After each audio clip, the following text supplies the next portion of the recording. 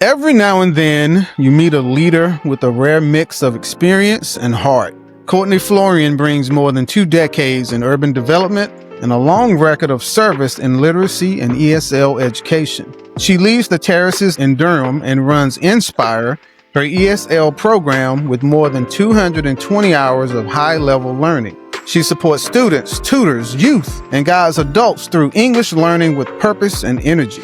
She also lives with the hard lessons and strength gained from her cancer experience. Her story covers work, service, survival, and the drive to help people move forward. This episode offers strong insights for anyone working to support community growth and personal growth at the same time. Let's chop it up. Courtney Florian, how you doing? I'm good. Thanks for having me. You could have been anywhere in the world, but you chose to be here with us today, and we are thankful for it. So who is Courtney Florian? Courtney Florian is a lifelong learner, a person who leads with her heart, says it like she sees it, doesn't always make me the most popular person, but at the end of the day, you know what you get with me. There's no BS. I love people. I am very excited by differences. Similarities are not exciting to me. I search out differences because I think we can all grow from that, learn from that. Everybody's got a story, and I'm really interested in stories, which I think makes me a good salesperson because I listen to people's stories. It's not just about selling. Listening is a lost art these days. Tell us about your childhood. Where did you grow up? I grew up in upstate New York. I say upstate, but to a real New Yorker in New York City, I would not necessarily be considered upstate. I would be considered Canada. So I am the western part of New York, near the Canadian border, and a beautiful town surrounded by the Allegheny Mountains. It's a village, and it's called Hornell, near the Finger Lakes. And it was a place that my Italian grandmother and grandfather picked when they came over on the boat and landed in Ellis Island. And it looks a lot like a village in Italy. You can see why they told all their friends, and that's the place they picked. So it was a really charmed life and very cool. Interesting. My very first roommate in college was from Poughkeepsie. And I know that's upstate New York. I don't know how far that is from you, but yeah, he was from Poughkeepsie. That's really probably what people consider upstate New York. I'm more western New York, Rochester, Buffalo, Fred, University, maybe Corning Glassworks. Does that kind of get you? Yeah. Pretty interesting. You mentioned that your parents are Italian. How was that growing up? Are you the oldest child, or where do you fit in that framework? Yeah. Well, my mom got married sort of young, so I think I'm an oldest middle, because what I've read is when there's a 5-year gap between two siblings, it starts again. So there were 4 of us, and I am the third, but there's 5 years between the second sister and I, right? So I have the middle child, nudging, shake it up kind of person's qualities, and also the oldest leader qualities. Being the middle child and growing up in New York, what was Courtney like? What were your ambitions? What were you thinking, your younger version of yourself, that you wanted to be when you grew up? You know what's crazy, Tony? And I don't know if you feel the same way, but nobody really asked us those questions when we were kids. We just were in the moment. And I never dreamt of being anything but exactly what I was then and there. And then as time went on, you kind of decide, well, what are you going to major in? But we never really were asked those questions. Our parents, they were too busy putting food on the table and working. Do you feel that? I mean, now it seems like it's all about talking, and not necessarily doing. Where back then, you just were in the moment, and you did, and kind of evolved. You had to exist. You had to be in the moment. I'm from a rural county in North Carolina, agriculture dominant. So a lot of farming. If you didn't farm, you knew about the farm and all those kinds of things. And people were hard workers. And it was everything that they could do to provide for their family and just exist. So sometimes having these visions of grandeur and what you wanted to be and what you wanted to do didn't necessarily fit in the right now. There you go. And so you would have those aspirations for the next generation, right?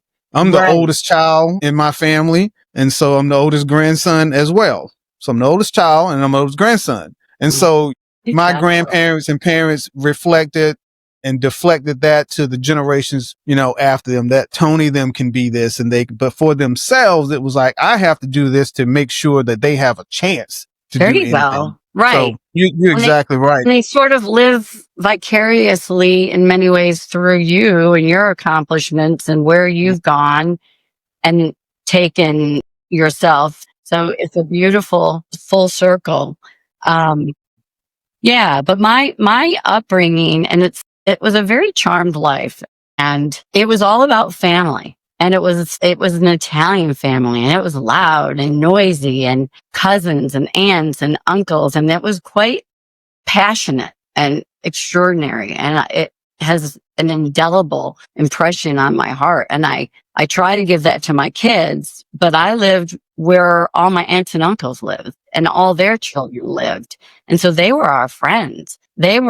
That was a community. And my last name back in the day, I mean, we kind of ran the town. We were butchers and bakers and tailors and politicians and on and on and on. And so, unfortunately, right, you don't have those small community frameworks anymore. You create it, like you and I, we create our communities. It's not necessarily by blood.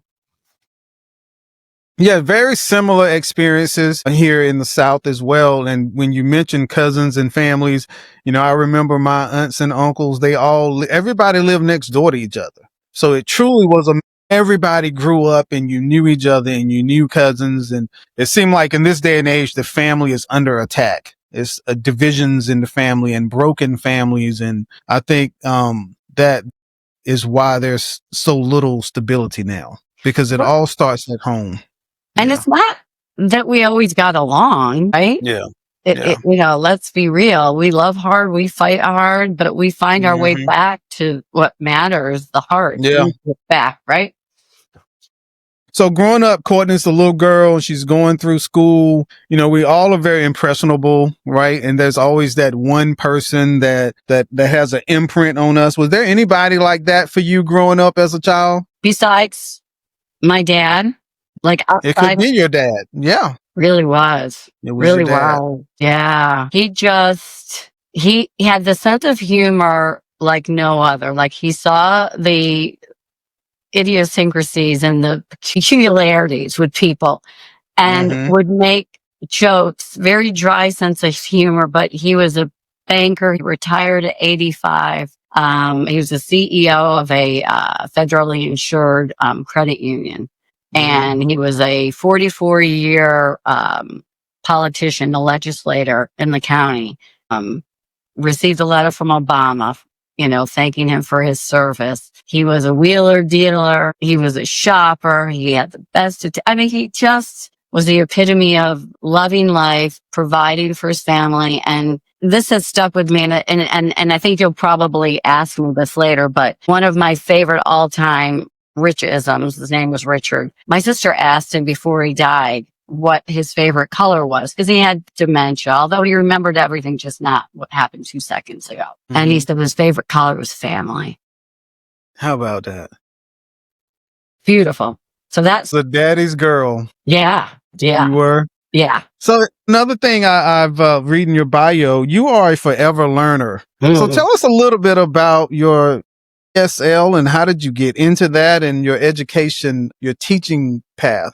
How did that happen? So it happened later in life because in the beginning you just work because you have to, pay your rent and pay your bills. And so when I had a little time to do other things while also working, I'm always drawn towards helping people and helping people help themselves. And so I started out as a volunteer. And then I got certified at the Triangle Literacy Council in ESL. And, don't ever underestimate the power of volunteering because it really is a job. It really is a commitment. It's not something you just do because you feel like it. You are, telling somebody that I'll be there. You need to show up.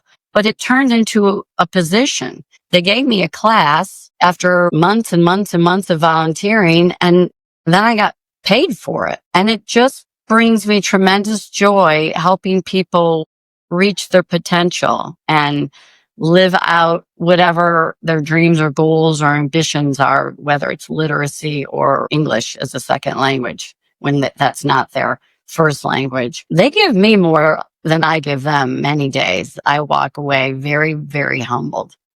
There's no worse feeling than being in a situation where you feel like you can't communicate.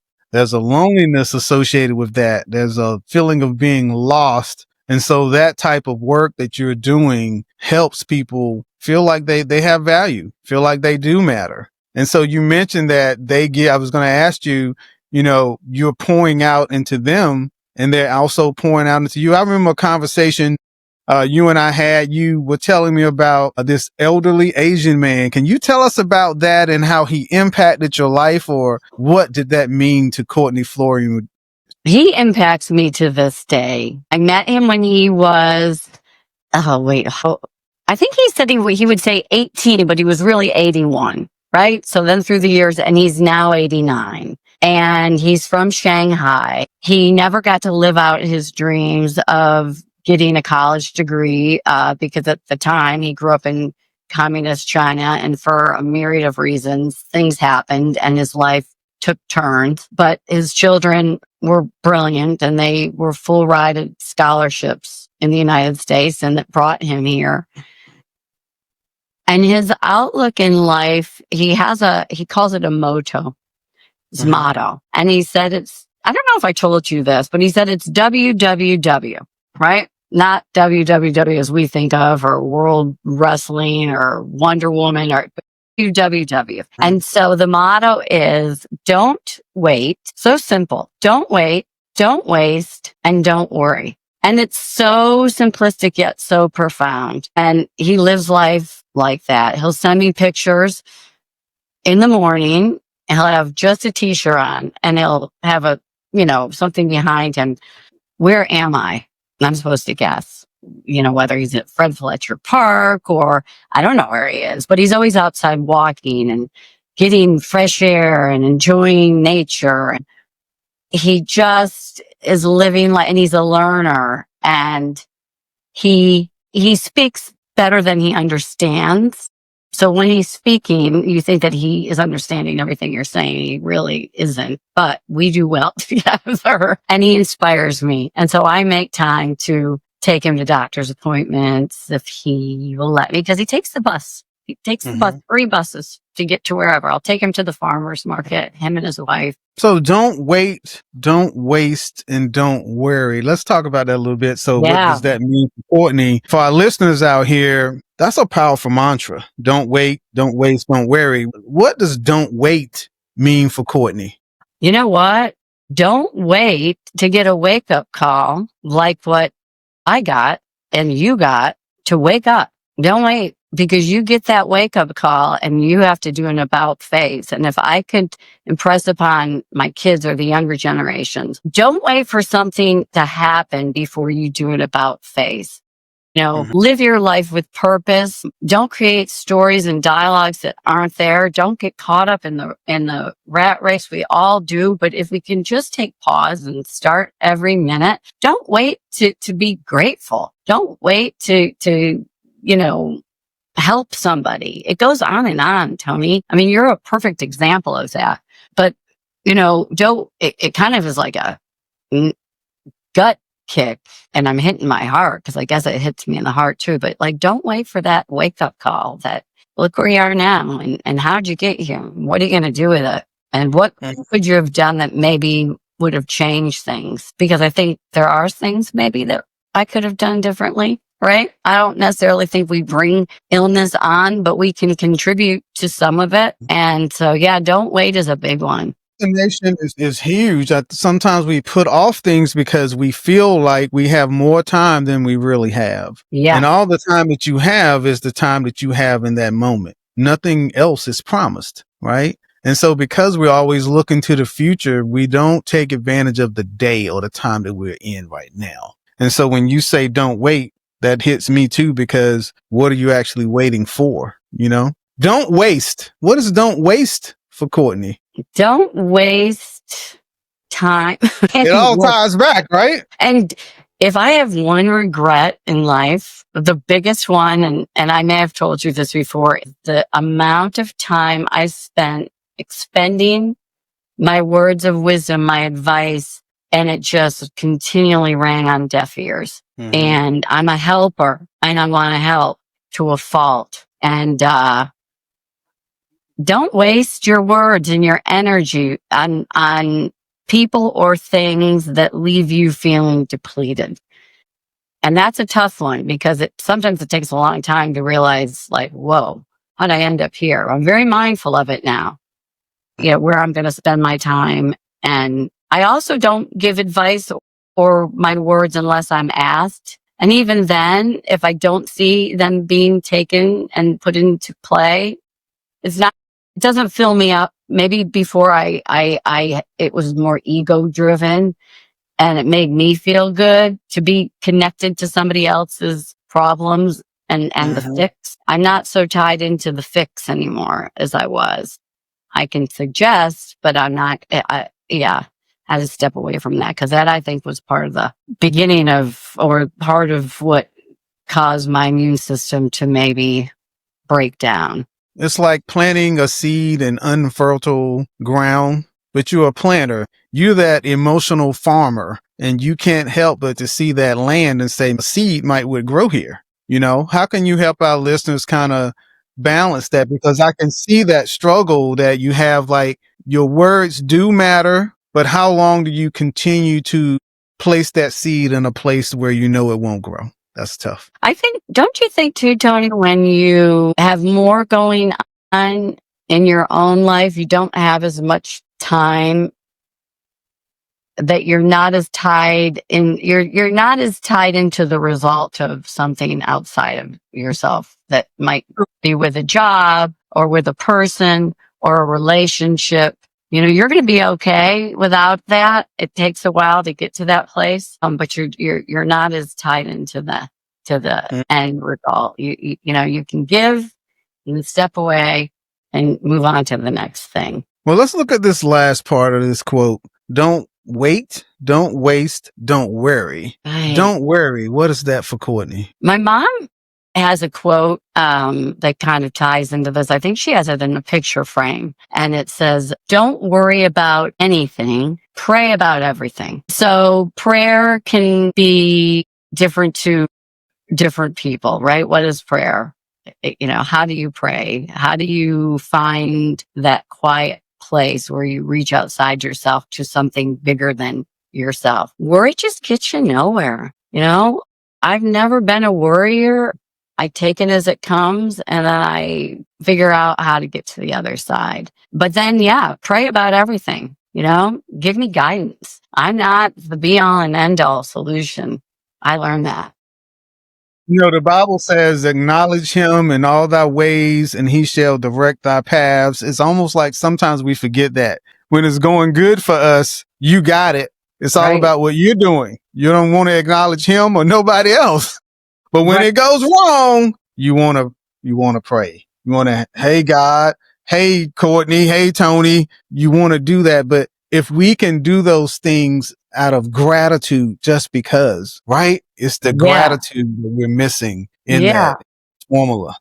You have shown a lot of gratitude with people. We were talking about your ESL, and I see also that took you to Triangle Literacy Council. What was about? So I started out even before my ESL as a junior literacy tutor. So I would work with at-risk youth that were in alternative schools, but Wake County. So it was a county school, but it was, I didn't even know it existed. It's kind of over by NC State back there. Very small. They don't have a PTA. They don't have the support of some of these larger public schools. And so I would go twice a week and help these kids with literacy, primarily, when it comes to math. But if I could help them with their reading and writing, that's my stronger, suit. I put smiles on their faces and made them feel good about themselves and maybe got them jazzed about something that was otherwise just boring and ridiculous and find out where they live, and hopefully then they will better themselves and be a better person eventually in the community. Because it's all about our youth, right? If we can't help them, we're in trouble. You're not defined by your situation and by your social construct. And it's hard for people sometimes to realize that you can get out of that box. It takes some nudging, and you may feel alone outside of that box because there's safety and comfort in this, what you know. And to step outside of that, that's the real flex, right? The real flex. And that's the real flex. And it's hard for young people now, to stand on their own and do that. For our younger listeners that's here, how would you advise them that you're not a product of your environment and you can be whatever you desire to be? You're not a product of your environment. That's for darn sure. Just find something that makes you happy. And when you step into that, then that road will start to illuminate. You're not going to get to the end in the beginning. You're going to have to take the steps, but find something you're passionate about. And I think it's our job to provide those places, because if you live in a community where there are no outlets, where there are no places for these kids to go after school, both parents work and they don't have anything to do but, maybe hang out with the wrong kids or the wrong people. I would love to see more education centers and recreational centers and places where we could do career development, or where we could teach people music. I didn't even talk to you about this. I did yoga for youth, and I got certified. If you ask who is Courtney, it would take a long time. I have to come back for part 2. But I did yoga for youth, and it was at-risk youth, again, that were risk of not graduating. It gave them a sense of calm, and helped with if they had ADD, and it helped them just get outside of their body and minds and their day to day, and just no judgment, nothing, but just focus on that and their breathing. And it's proven to, increase grades, and the graduation rates will improve. The hardest thing is get them to take their socks off. I don't know what it is with young people and their feet. Once I got past that hurdle, and they grew to love it. So if we could just help them find something where they can take a step away from the ground, maybe make connections, maybe find something that they're interested in, they didn't know they were interested in. That's art. It's about finding that stillness, having that place where you can go and just be still. Yeah. Everything now is cooked up to give you that right now sensation, right? If you want a date, click left or right. Or if you want some food, left or right, up or down. And if you want this, everything is so convenient that it provides you with, I can have this gratification right now.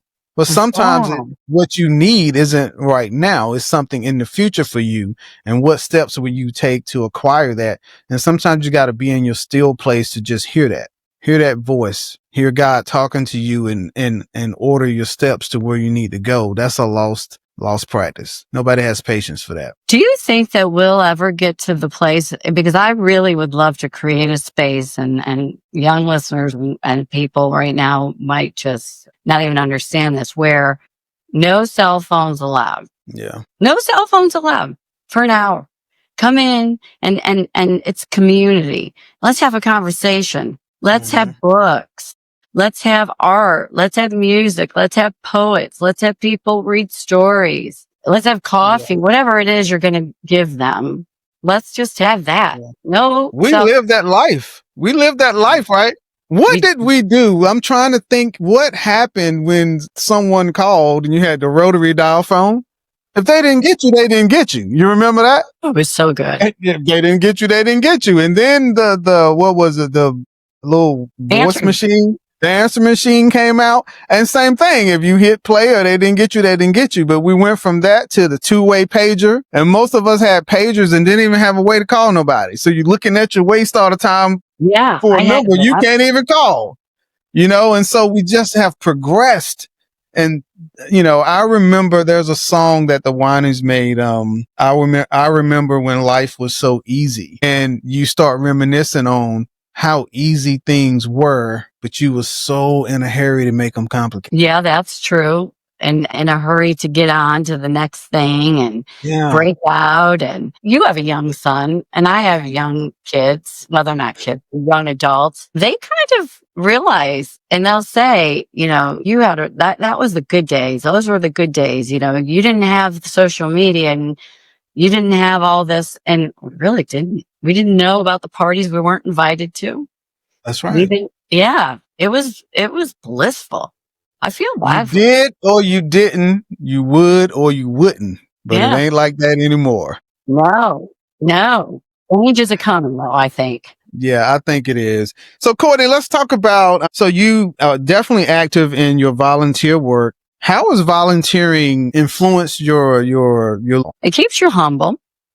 Humble. Humility is carried into everything, even as a leader, even in real estate. It makes you go into things questioning versus having all the answers. It makes you listen because no matter what, it's a partnership, whether you have a student or whether you're a patient with a doctor or whether you're a partner in a development.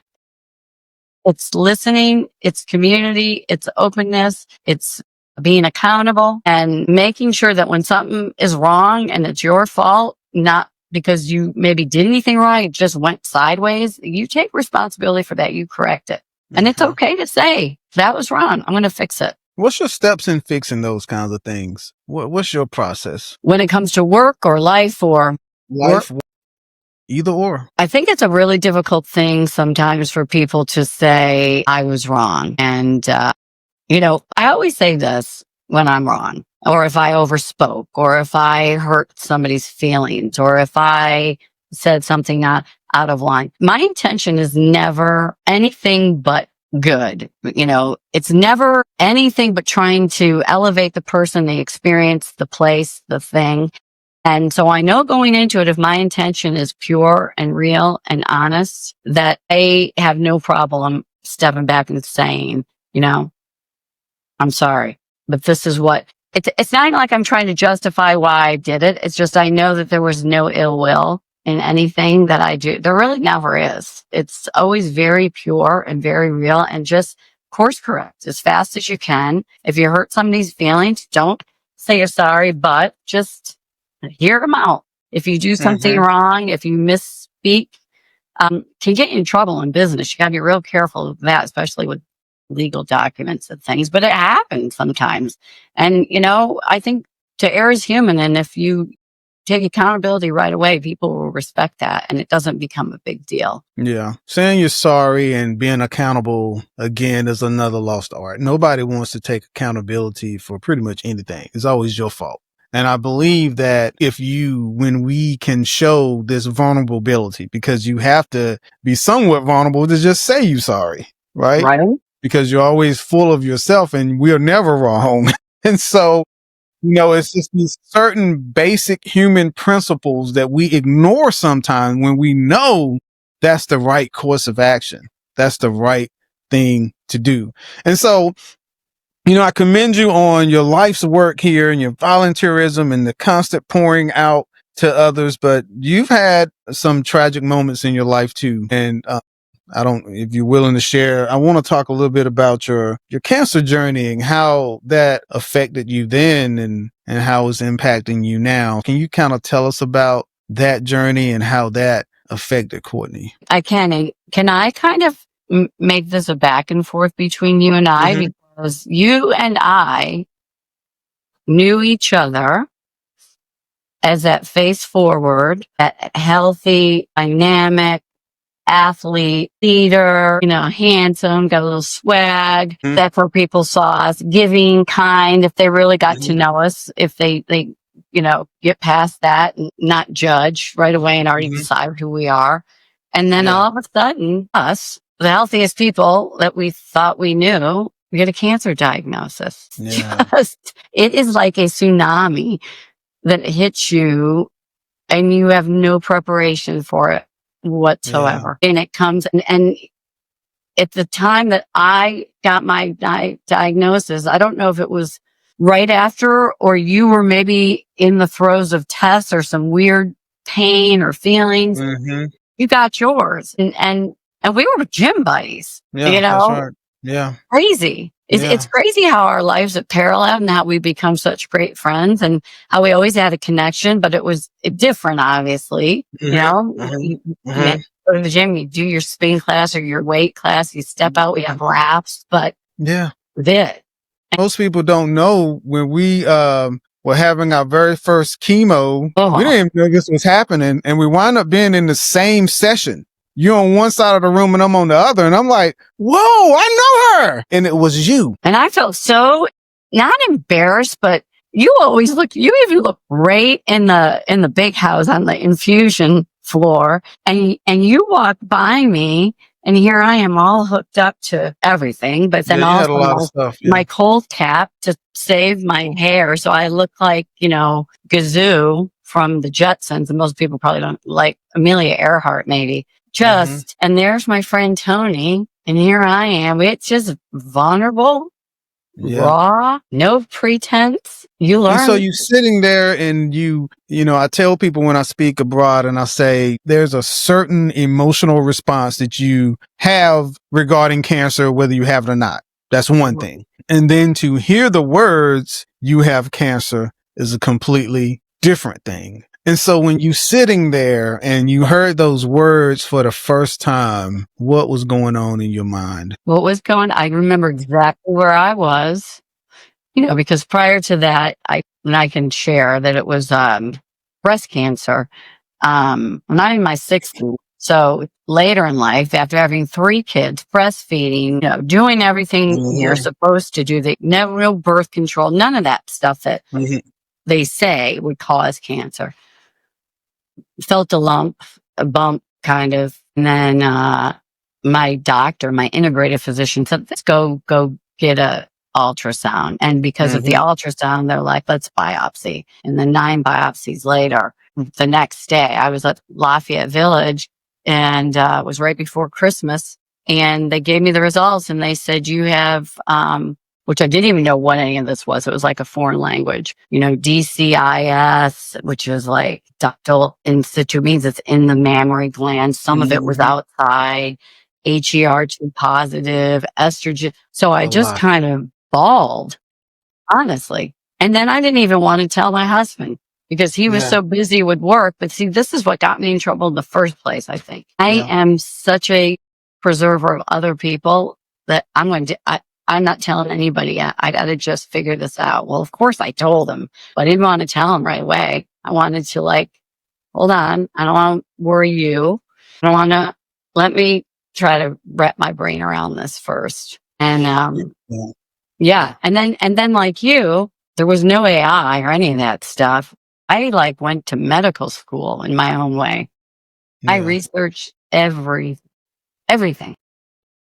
There's a certain mentality you got to have after being told you have cancer. And it's like, you immediately, your mind switched to, I can win. I'm going to beat this. Can you share with us the mentality that you had to have to block out the background noise and say, okay, this is what it is, but I'm going on the offense. I'm not going to play defense and let cancer do what it wants. Courtney is going on the offense. What was your mentality about toward that? It was like a job. And my cousin, a young cousin who was diagnosed with throat cancer in his 60s, another, out of nowhere, I said, treat it like a job.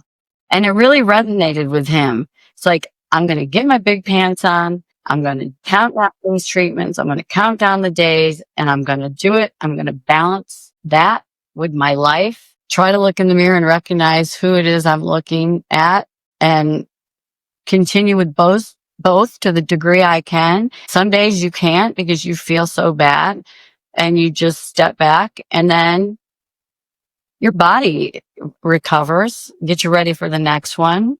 But you move through things knowing it's kind of like an athlete. The hard part is, and you being an athlete, is when your body when you don't have control over it. I used to say to my sister, I was like a pop-up store. Like Uh-huh. Monday it was bloody nose Monday, and Tuesday was GI issue Tuesday, and Wednesday was mouth sore. I mean, like I just didn't know what was going to happen, and I couldn't control it Yeah. until you Go ahead. I'm sorry. go Go ahead. ahead. So you said initially you didn't let the information out because you was internalizing this. Did you Mhm. use anybody as a surrogate for you, or how did you begin to share what was going on with you? I started to share when I really knew what the diagnosis was myself, what the treatment plan was. And it was like 13 scans later before they fleshed out everything. Because when you Mm-hmm. get a cancer diagnosis, they need to make sure it's not metastatic, it's Yep. nowhere else. And so it's scan after scan after scan. And once I knew it wasn't anywhere else, and then, okay, I got my head wrapped around that. I knew what the mutation was and the stage and the grade and the proliferation, all this stuff. Well, then I felt like I could share because now, and maybe that's the control in me trying to control everything, then I could explain it to people in a way that didn't feel as vulnerable, Mm-hmm. and I was a little self-protected, and not that vulnerability is bad, but I wanted to come from a place of power versus weakness. Mm-hmm. And I say that, and I hear myself saying that, I'm like, that's just dumb, Courtney. Who cares if you're vulnerable? I don't mean that, but I needed to get right with it myself before I could open up. And then I would Yes. open up to people who really took the time to listen to me and Yeah. understood, right? Yeah. Yeah. Because some may go, I'm sorry, or I just didn't want the noise and everybody's got somebody who I didn't want to hear about all that either. It's like, I Mhm. got to navigate this path first. And then, Yeah, I had to do the same thing. I felt like I needed to be good with it myself because my diagnosis was stage 4 off the jump and super rare. And, there was a life expectancy tied to this. And so not only do you hear the words cancer, you hear the words, what stage it is, and then the type and all these things that can cause people in your orbit to think death, because when we hear cancer growing up, it was always associated with death. It was not a good association between anything good. And so when a life expectancy is tied to that, mentally you have to make a decision. Am I going to live or I'm going to die? And that alone changes a person when it's like, I describe it as doing a sentence. The judge sentences you to time and you get locked up and you're on death row. So you don't have time to serve and may get out for good behavior. You on death row. So you're not getting out. So it's how much time will you serve before you die? And that's how I looked at my cancer diagnosis. Like I have been giving time, but the end result is not life, is death. Think about that for a second. And so mentally, how did that change you? How did that change Courtney? still changing Courtney, right? It's still changing me. It's changing me for the better. To take a step back, to slow down, to breathe, to know ultimately that even in a disease that's out of control, which cancer cells are, we're still very much in control. I mean, look at you. You've always been an inspiration to me. Thank I you. think if we realize that we can control by our minds, the body follows the mind. And I'm working really hard on the mind aspect of Courtney as much as I can now. I'm like devouring because I think, quantum physics and neurology, I really do think we can change the course of what's going on inside of us. And then, of course, and you're a doctor in your own right, a mixologist of health Yes. and wellness. What we put in is what you see, what comes out, but also, what we put in here and how we think can change our bodies. And that's where I think maybe, I was guilty of just I'm too much of I give a lot of myself at the expense of myself. I try to catch myself to not do that as much anymore. I can't totally take it out of me, but I have to be careful because I can feel when I'm getting run down. I can feel, and it's like, oh, Courtney, you're going to make yourself sick again. Your immune system, you break your immune system down, right? And when you break your immune system down, you create inflammation, that's all related to how these cells, because mine was not genetic. It's a Courtney thing. My daughter can't get it. It didn't come from anywhere. It's just me. How come? I don't know. Don't ask why, just what you can do. I love that. I never ask why in this situation, but I do sometimes I will have survivor's guilt. And, people all around us die from this deadly disease. And when you hear about that, the question why comes up, but you can't ask why because that's not your situation and you're here for whatever purpose that you're here to serve. And so I try to stay away from the why, but you do feel this guilt. You had a very good friend that was fighting the battle a long time and she passed away. Did you ask why in that situation or did you experience any kind of guilt, survivor's guilt? She was never to die. As a matter of fact, I have her right here on my desk. And my college roommate, she lived larger than people that have no diagnosis. And like you, she started a foundation, Long Strong, and has gone on to raise millions. They do a bike race once a year, the Pan Mass Challenge. There is no why. I think in the beginning, you live your life and you got to catch yourself not to live for every scan, not to live your life waiting for every treatment, waiting. And the one thing that Diane said to me, which I'll repeat, is I said, how do you do it? And she said, just live, because that's the reality. And she has lung cancer, had half her lung removed. I mean, right now, everything that was cancerous has been taken out of me. Well, it wasn't with her. And, when it's in your blood, like you can't remove that. And the best advice is just live. You are a forerunner, have broken a lot of ceilings. For our listeners out here, you are a developer, which is extremely stressful. Oh, yeah. Rare female bosses in this field that I know of, a female developer. How do you take all this that have happened to you, from your cancer diagnosis to knowing you have to take care of Courtney, and you balance that in your professional life? It has to be different now because you're not Courtney that's balls to the wall. Now you're Courtney that's moving intentionally. And intentionally. Yeah, what does that look like for you? I still get really stressed out. I still want everything done yesterday, which is a blessing and a curse because there's nothing fast in real estate and development and construction, as you know. And for a business of exacts and measurements, it's the most non-exact thing that you'll ever encounter because there's mistakes constantly. But you just give people grace. You have more patience. You do things smarter. You make sure you put your time into things that really matter. Can't get as worked up about everything and everybody and everyone's opinion, everyone's problem.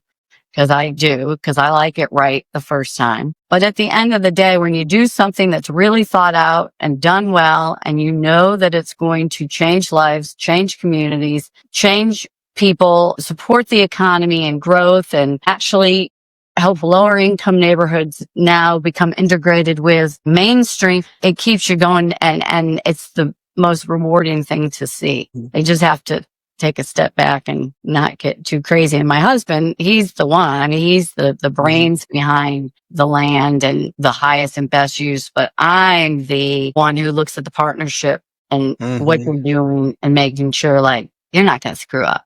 Like, don't do this. It's not worth it. Don't take that. Don't get involved with this. But sometimes you do and you're like, ooh, but I try to be the gauge. So where are you now with your cancer treatments, and what's the outlook for you now? I don't have that albatross on my shoulder as much as I used to. It was a little PTSD-ish for a while. Like, did this really happen? Did this, so I'm a little bit away from that. The mind has a really wonderful capability of, you don't forget, but it's not as in the forefront. Yeah. But I get a scan once a year, and then I'll couple it with a higher level scan just for checks and balances because things are missed. And I just had one, so I'm 4 years with no evidence of disease. That's amazing. And yeah, but when the radiologist says, but, you're really lumpy, bumpy, if you take a breast, because men have breasts too, and you pretend that it's filled with powder, but like clumpy flour, that's what I look like on a good day. And so it's really hard to tell what's what in there. And so I'll get an MRI too, just to make sure. And I go back to, we always call it the big house. The big house. Twice a year for bone scan, infusions. And like people treat us like they're so happy to see us. It's like, hey, how are you? I'm so glad you're back. And you're like, nah, I'll tell them when I go, I said, I love y'all, but I don't want to see you ever again. Sorry. That's right. That's not a place you want to be frequently. No. Courtney, for our listeners out here, we wind it down a little bit. What key messages do you want the listeners to take away today? Well, I think we touched on a lot of them, but if we just summarized, like, wake up, be grateful. There's something we can all be grateful for, even if it's your nice pillow, right? Or your jammies, or the fact that, you can step on the ground with both feet. Be grateful every single day. Take time to help somebody, really. And here's the biggest thing. And it's a quote, but it's like, everybody's got a story. Everybody's struggling with something that we have no idea. So you might have an interaction and walk away going, well, they were rude and they didn't respect me and they cut me. Just don't even worry about it. Don't create a story that isn't there, because they may be going through what you and I just did, and it's not pretty. And so give people grace. Grace. I like that. It's the importance of having faith, being disciplined, and having that great perspective. And it seems like you have that. You want to do a quick rapid fire? All right, let's do it. Favorite inspirational quote? I really have to go back to my dad again. And he said one time to my oldest sister, she was really having struggles with something, and it could have been business or depression. I don't even know what. And he said, life is just passing time between meals. So in other words, because a meal in a family is like, that's where your heart is. And all the crap in between, life is just passing time between when you get to the sweet spot. Don't worry about it, because you're always going to get there. So that's a fave. And another favorite quote is, it's like Albert Einstein, and it says that we can live our lives as though nothing is a miracle, or as though everything is a miracle. And it really is. The fact that we're here and you look like so good, and what you've been through, we're walking miracles, right? We got to remind ourselves of that. I like that. One of my favorite quotes of all time, there's a quote out of the Bible, which is full of good things. But this quote says, for what is your life? It's a thin vapor that appeareth and then vanishes away. And I love that quote. Kind of fits into what you're saying. We're here for a short period of time, and take advantage of that time that you have. Because when you look back on it, you definitely will have less time in front of you than you did behind you. But while you're there in that behind time, you think you got all the time in the world. So how about this morning routine? Morning routine, and really in this order, but I'm trying to switch it. Gratitude, exercise, coffee. It's coffee right now. It's gratitude, coffee, exercise. I try to shake that up a little bit. Yeah. What about you? What's yours? I get up in the morning, of course, walk dog. Because she reminds me of that. So that is a staple for, Fiona's 13. So that's been a staple every morning. Then some form of exercise, whether it's on my bike or on the trainer. And then after that, work. Yeah. Work should take less priority, but at least I get it in third. I do those other two first. One word to describe your leadership style. I think the word would be enthusiasm. I have a list. Say it. Enthusiasm. Right. Because in theos, it is in God or with God. And that's the Latin enthusiasm. So if you don't have that going in, it's contagious. I love People that. will be more for you, with you, around you, if you start out enthusiastic. I Enthusi- love that. That's a great word. enthusiast. Best advice you've ever received. Best advice I've ever received. Let's see. Well, I like the advice I get from you. You were always saying it is done. And It's that's a big done. one. It's done. You're one of them. That's a Thank beauty. you. Yeah. The sun will come out tomorrow. Maybe not. Mhm. No, just, my mom used to say, good, better, best. Never let it rest till your good is Mhm. better and your better is your best. I've given up perfectionism because that's not fun. There's nothing perfect, but Yeah. just do good. Do Mhm. good. Do your best. Mhm. What's Courtney's favorite way to unwind? Well, if I had your talents, I would be sitting there on the Playing some ivory. music. Yeah. Yeah. And singing music and dancing and sometimes just what we do, sharing Just talk. inspiration, talking. Yeah. Mhm. Yeah. And, That's running always was my jam, but now I'm a little crunchy. So I walk. Mhm. Okay. Walking, running. Walking's good. Something few people know about you. Something few people know about me. Well, there's a lot, but I was a criminal science major. Yeah. I wanted to go to law school, and then I just got sick of being a student. I would not have known that. How Here, about that? Thank you. All right. How about that? A cause beyond work that you are deeply passionate about. rising people up from poverty and helping. Volunteering. I volunteered at the women's center. I volunteered at the men's center. I'll never forget one, and it was New Year's Eve. It was like feeding their New Year's dinner and Happy New Year, Happy New Year, Happy New Year. And this one gentleman came up and he said, Happy New Day. And that really stuck with me. It's like, Mhm. okay, no Happy New Year's, Happy New Day. So I'm like, I like that.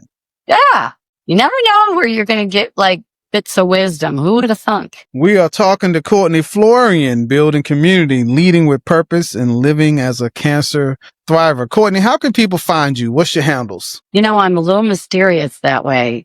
And I'm Mhm. an unsung hero, but I'm really only on LinkedIn, because I don't do any social media because I get too distracted in other people's lives. Then I'd be in yours all day. Yeah. Yeah. Okay. So you can find me there. Yeah. Can find you there. Well, Yeah. look, this has been a very insightful and pleasurable conversation. I'm sure our listeners could get a lot out of this. And I always want to have these conversations where people can feel like they were at the kitchen table with you and they're I feel part of like your conversation and they're not being talked at. And so we definitely thank you for being on the show today. Ladies and gentlemen, Courtney Florian. Look forward to part 2. And I hope that you have a blessed and wonderful rest of your day. I will now. You just set me up I'm like, feel the energy and the love. Thank you. I Thank appreciate it. you. All right. Thank you for being here.